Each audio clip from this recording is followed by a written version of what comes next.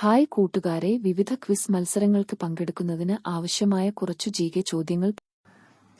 ഇന്ന് നമുക്ക് മലയാള സാഹിത്യവുമായി ബന്ധപ്പെട്ട കുറച്ച് ചോദ്യങ്ങൾ പഠിച്ചാലോ? മലയാളത്തിലെ ആദ്യത്തെ സാഹിത്യ പ്രസ്ഥാനം ഏതാണ്? മലയാളത്തിലെ ആദ്യത്തെ സാഹിത്യ പ്രസ്ഥാനം ഏതാണ്? പാട്ട് പ്രസ്ഥാനം. പാട്ട് പ്രസ്ഥാനമാണ് മലയാളത്തിലെ ആദ്യത്തെ സാഹിത്യ പ്രസ്ഥാനം. മലയാള ഭാഷയിലെ ആദ്യത്തെ പാട്ടുകൃതി ഏതാണ്? മലയാള ഭാഷയിലെ ആദ്യത്തെ പാട്ടുകൃതി ഏതാണ്? രാമചരിതം. രാമചരിതമാണ് മലയാള ഭാഷയിലെ ആദ്യത്തെ പാട്ടുകൃതി. രാമചരിതത്തിന്റെ കർത്താവ് ആരാണ്? ചീരാമൻ. രാമചരിതത്തിന്റെ കർത്താവ് ചീരാമനാണ്. നിരണം കവികൾ എന്നറിയപ്പെടുന്നത് ആരൊക്കെയാണ്? രാമപ്പണിക്കർ, മാധവപ്പണിക്കർ, ശങ്കരപ്പണിക്കർ. നിരണം കവികൾ എന്നറിയപ്പെടുന്നത് രാമപ്പണിക്കർ, മാധവപ്പണിക്കർ, ശങ്കരപ്പണിക്കർ എന്നിവരാണ്. കണ്ണശ രാമായണം എഴുതിയത് ആരാണ്? രാമപ്പണിക്കർ. കണ്ണശ രാമായണം എഴുതിയത് രാമപ്പണിക്കറാണ്. കണ്ണശ ഭാരതം എഴുതിയത് ആരാണ്? രാമപ്പണിക്കർ. കണ്ണശ ഭാരതം എഴുതിയത് രാമപ്പണിക്കർ. ഭാരതമാല എഴുതിയത് ശങ്കരപ്പണിക്കർ. ഭാരതമാല എന്ന കൃതി എഴുതിയത് ശങ്കരപ്പണിക്കർ. കണ്ണശ രാമായണവും കണ്ണശ ഭാരതവും എഴുതിയത് രാമപ്പണിക്കരാണ്. അതുപോലെ ഭാരതമാല എഴുതിയത് ശങ്കരപ്പണിക്കരാണ്. ആധുനിക മലയാള ഭാഷയുടെ പിതാവ് ആരാണ്? തുഞ്ചത്ത് രാമാനുജൻ എഴുത്തച്ഛൻ. തുഞ്ചത്ത് രാമാനുജൻ എഴുത്തച്ഛനാണ് ആധുനിക മലയാള ഭാഷയുടെ പിതാവ്. എഴുത്തച്ഛന്റെ ജന്മസ്ഥലം എവിടെയാണ്? തിരൂരിലുള്ള തുഞ്ചൻ പറമ്പാണ് എഴുത്തച്ഛന്റെ ജന്മസ്ഥലം. എഴുത്തച്ഛന്റെ ജന്മസ്ഥലം തുഞ്ചൻ പറമ്പ്, തിരൂർ. കിളിപ്പാട്ട് പ്രസ്ഥാനത്തിന്റെ ഉപജ്ഞാതാവ് ആരാണ്?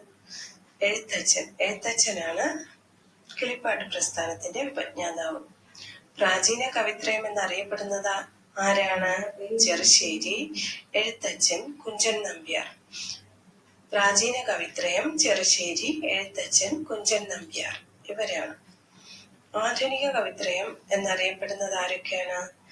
ആശാൻ, ഉള്ളൂർ, വള്ളത്തോൾ. ആശാനും ഉള്ളൂരും വള്ളത്തോളുമാണ് ആധുനിക കവിത്രയത്തിൽപ്പെടുന്നത്.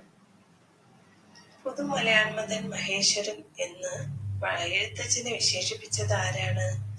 വള്ളത്തോൾ. പുതുമലയാൻമതൻ മഹേശ്വരൻ എന്ന് എഴുത്തച്ഛനെ വിശേഷിപ്പിച്ചത് ആരാണ്? വള്ളത്തോൾ.